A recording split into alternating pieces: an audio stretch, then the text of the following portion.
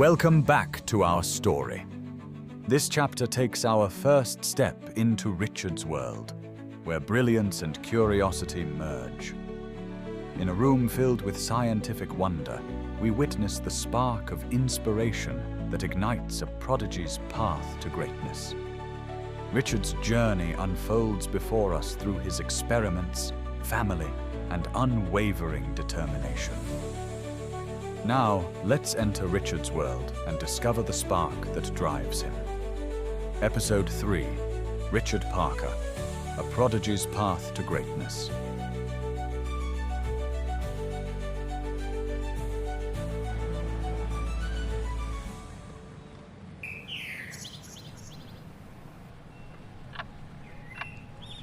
The room is a sanctuary of scientific wonder. Posters of Isaac Newton, Marie Curie, and Albert Einstein adorn the walls, alongside hand-drawn diagrams of electrical circuits and molecular structures. A half-built robotic arm rests on his desk, with stacks of open science textbooks, scattered notes, and a microscope. We hear the faint sound of scribbling as Richard, hunched over his desk, meticulously sketches blueprints for a new invention. He looks up in deep thought, tapping his pencil against the paper. Richard suddenly sits up straight, his face lighting up with an idea. Richard, excited, murmuring to himself. If I alter the tension in the fiber strands, I might be able to mimic the elasticity of a spider's web. He quickly jots down notes, eyes scanning across his previous work. He reaches for a book titled Advanced Material Science, flipping through the pages with urgency. A knock at the door breaks his concentration. Evelyn Parker, Mum, warmly. Richard, dinner's ready, love. Richard, half distracted. Just a moment, Mum. I'm right in the middle of something fascinating. Arthur Parker, Dad, chuckling in the background. Let the boy come up for air, Evelyn. His brain needs fuel too. Richard sighs, giving his experiment one last glance before closing his notebook and heading downstairs.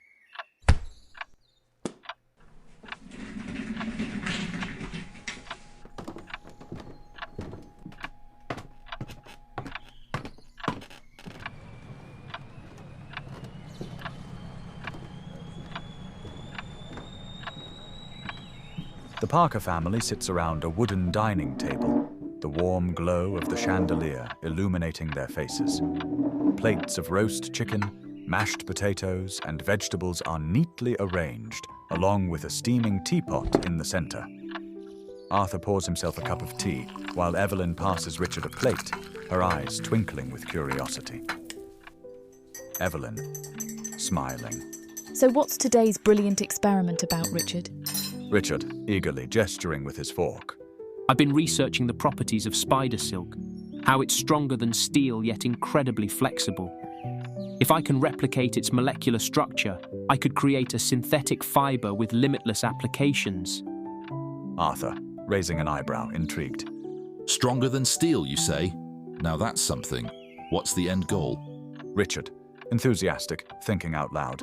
Well, imagine ultra-lightweight protective gear for firefighters, or even artificial ligaments for medical use. The potential is incredible. Evelyn, proud but playful. And here I thought you were just trying to design a better fishing line for your Uncle Geoffrey. Richard laughs. No, Mum, but actually, the tensile strength could make for an impressive fishing line. Arthur and Evelyn chuckle, clearly enjoying their son's endless enthusiasm. Arthur, teasing. You're not planning to turn into some mad scientist, are you? Richard, grinning. No promises, Dad. Arthur leans back, stirring his tea, and gives Richard a knowing look. Arthur, gently. You've got a brilliant mind, son. Just remember, science isn't just about what you can do, but what you should do. Evelyn, softly nodding. Knowledge is powerful, Richard. Use it wisely. Richard nods, absorbing his parents' words. In the background, the camera briefly lingers on his sketches of spider silk fibers, subtly hinting at the future. As dinner winds down, the soft clinking of plates fades into the background. The warmth of the evening lingers as Richard takes one last look at his notes, a spark of inspiration still in his eyes. With a contented sigh, he sets them aside as his parents gently guide him into the living room, where a quiet family evening awaits.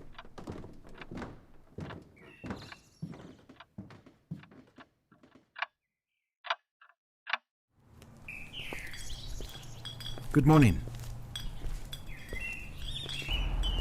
It's a crisp, sunny Saturday morning in the early 1960s, and the Parker home sits quietly on a tree-lined street in London. A red Morris Minor is parked in the driveway, and a bicycle leans against the side of the house. Sunlight spills through the windows, casting warm light inside. The aroma of freshly brewed tea and toast lingers in the air as Richard hurries through breakfast, eager to begin his latest experiment. Evelyn Parker, Mom, from the kitchen, amused. Richard, slow down, dear. The lab won't disappear if you chew your toast properly. Richard Parker, grinning, mouth half full. Time waits for no scientist, Mum. Arthur chuckles from behind the newspaper, shaking his head. Arthur Parker, Dad, playfully. At this rate, you'll invent a machine that eats breakfast for you next. Unlike American-style garages, most London homes don't have large drive-in garages. Instead, the Parkers have a workshop attached to the back of their house. A converted garden shed filled with workbenches, shelves lined with tools, and stacks of old radio parts, gears, and mechanical odds and ends. The double doors are flung open, letting in the fresh morning air. Richard sets up his project on a sturdy wooden workbench surrounded by notebooks, half-assembled robotic parts, and small vials of chemicals. He's refining his synthetic fiber experiment and testing its elasticity and durability. Arthur joins him, rolling up his sleeves, ready to assist. He's always enjoyed working on mechanical projects, such as fixing radios, tuning up the car, or helping Richard with his scientific endeavors. Arthur, examining Richard's latest sketch. All right, genius, what's the mission today? Richard, excitedly showing him a spool of thin fibers. I'm trying to perfect a new synthetic fiber, stronger than silk, flexible like rubber. If I get the balance right, it could revolutionize material science. Arthur, raising an eyebrow, intrigued. A bold claim. Let's put it to the test, shall we? Richard carefully sets up a small tensile testing rig, attaching his prototype fibers between two clamps. Arthur helps secure the setup, while Richard carefully turns the crank to apply pressure. Richard, adjusting his goggles, focused. If my calculations are correct, it should withstand at least 10 times the force of normal silk. As the crank tightens, the fiber stretches but doesn't snap. Arthur watches, impressed. Arthur, nodding. That's remarkable, son. But what about stress resilience? Richard grins, reaching for a small metallic weight. Richard, excitedly. Let's find out. He carefully attaches the weight, watching as the fiber flexes but holds strong. Arthur, grinning. Well, I'll be gobsmacked. You might be onto something here. Richard scribbles notes furiously, making adjustments in his calculations. A breeze rustles the pages of his notebook, and the smell of fresh-cut grass drifts from the neighbor's yard. Just then, Evelyn steps outside, carrying a tray of tea and biscuits.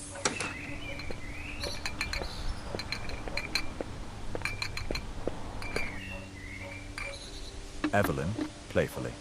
I thought my two brilliant scientists could use a break. Arthur, stretching his back, smirking. Ah, the most crucial ingredient to scientific success, tea. Richard, grateful, taking a biscuit, grinning mid-bite. Thanks, Mum. We just made an incredible breakthrough. As they sip tea, the family shares a moment of warmth and laughter, a balance between innovation and togetherness. Arthur, still watching Richard work, grows thoughtful. He places a hand on his son's shoulder. Arthur, seriously but warmly. Richard, there'll come a day when your discoveries change the world. But remember, with great power comes great responsibility. Richard pauses, absorbing the words. He doesn't realize just how much those words will mean one day. The camera lingers on the fibers stretched across the test rig before fading out.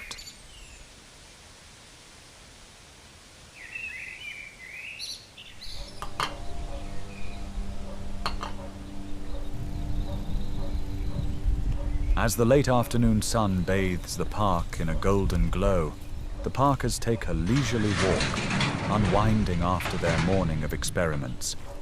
The crisp air carries the first hints of the evening, rustling through the lush trees. Arthur and Evelyn walk hand in hand, their steps in sync with the gentle rhythm of the day. A few steps behind, Richard lingers, lost in thought, his gaze drifting over the world around him, each detail sparking new ideas in his ever-curious mind. Evelyn, glancing at Richard, gently nudging him. Why don't you have a wander, Richard? Meet some of the other kids. It's a cracking day for it. Off you go, lad. You might just learn something new, eh? Not everything's about your experiments, you know. Richard hesitates, but nods. He watches the group of kids playing soccer in the distance, feeling a mix of curiosity and reluctance. He looks at his parents, then back at the kids, unsure. Richard decides to step toward the open field, taking in the fresh air and nature around him. The park is peaceful, with a few families scattered across the lawn. As he walks, he pauses to observe the beauty of the landscape, the colors of the flowers, and the way the wind moves through the grass. Suddenly, a soccer ball rolls past him, coming to a stop at his feet.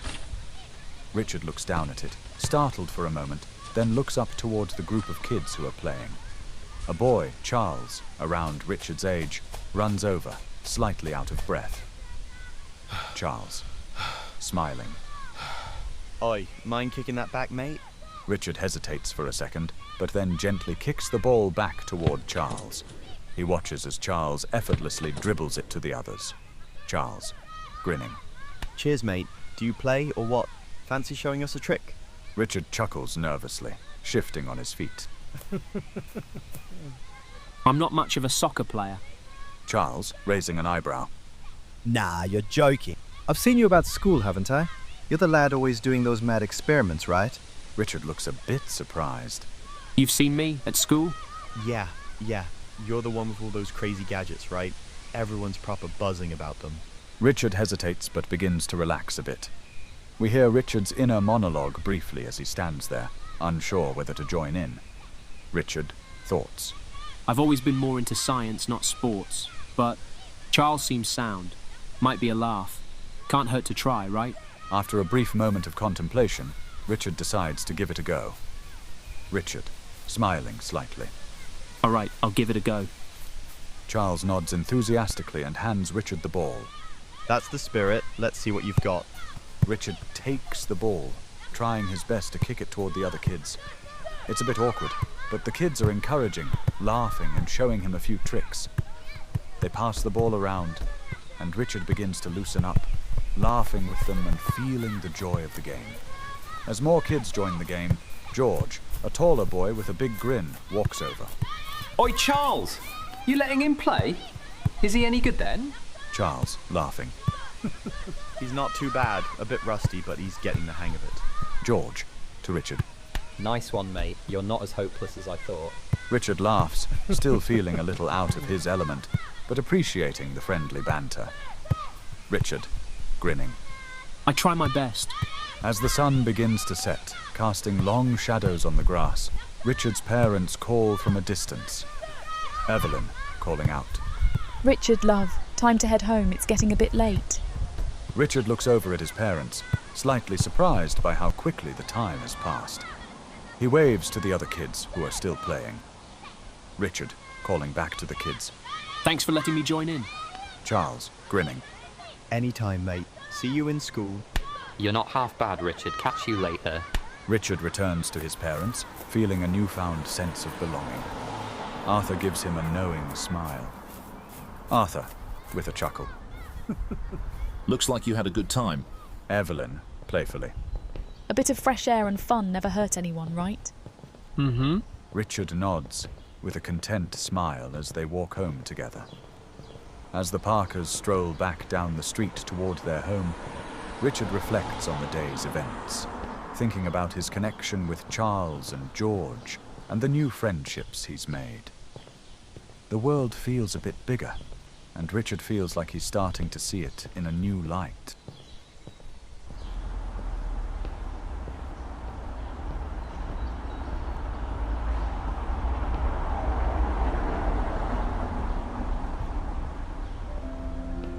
As Richard and his parents stroll through the quiet neighborhood, the evening sky is painted with hues of purple and orange.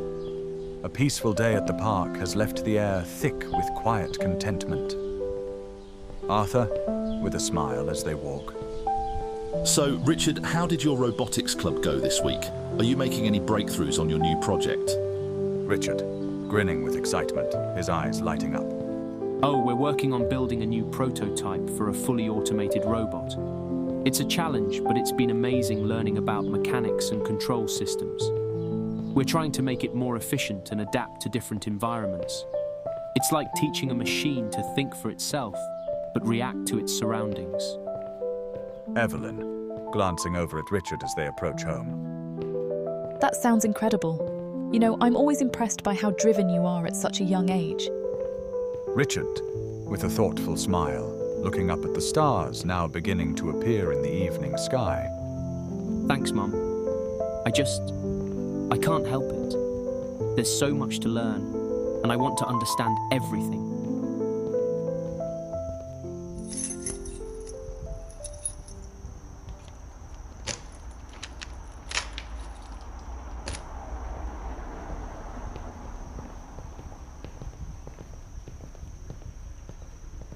As they arrive home, the door creaks open, then softly clicks shut behind them, marking their return from the quiet evening streets. The inviting aroma of a home-cooked meal fills the air, and their footsteps echo lightly as they gather around the dinner table, settling into the comfort of home. The evening brings a quiet sense of change. Behind the closed door, the world outside fades, replaced by the warmth of home. The rich aroma of dinner and the gentle hum of familiarity settle around them, wrapping them in a comforting embrace. Arthur, as they sit, smiling at Richard. So, with your 15th birthday coming up in just a few weeks, have you thought about how you want to celebrate? Maybe a big science experiment to mark the occasion? Evelyn, playfully. Or a robotics-themed party with all your friends. Richard laughs, his gaze drifting as he contemplates. I don't know. I think I'd rather just spend it quietly. Maybe at the park again, or just working on one of my projects. I might have something in mind, though. Arthur, nodding thoughtfully. That's fair, but you should take some time to enjoy yourself too. You're growing up fast, Richard. It's important to appreciate the moments that aren't about work. Richard nods, but there's a sense of quiet intensity in his eyes, as if already looking ahead, beyond just his current world. Evelyn, softly, noticing Richard's thoughtful demeanor. You're growing into a young man now, about to turn 15. You're going to start seeing the world through a different lens soon, aren't you? Richard, thoughtful, gazing slightly away. Yeah, I think so. I mean, there's so much out there, so much to explore and discover. It makes me wonder about the people across the world, in places I may never visit, like New York City, or even here in London, in corners I've yet to see. Who knows what the future holds? Arthur, raising an eyebrow, intrigued. New York. What's got you thinking about New York? Richard, grinning slightly, as if realizing something about his thoughts. I don't know. It's just... sometimes I think about how vast the world is, and how many different paths people take. Maybe one day, I'll meet someone who sees the world the way I do, and shares this passion for discovery. Who knows? Maybe they'll be from somewhere far away. Evelyn and Arthur exchange a knowing glance, silently acknowledging the seeds of ambition, curiosity, and destiny already planted within their son. A quiet, unspoken understanding fills the room. As Richard sits surrounded by his family, his heart filled with dreams of a future unknown, somewhere across the ocean, another young mind is setting out on a similar journey. For now, their paths may seem distant, separated by miles, yet they are unknowingly drawn closer by the forces of fate. Though their worlds are miles apart, one in London, the other in New York City, their paths will one day intersect. And when that day comes, both Richard and Mary will find themselves changed forever, in ways neither of them could imagine. The journey ahead is filled with challenges, discoveries, and unexpected encounters. But for now, Richard is still a boy, dreaming of the future.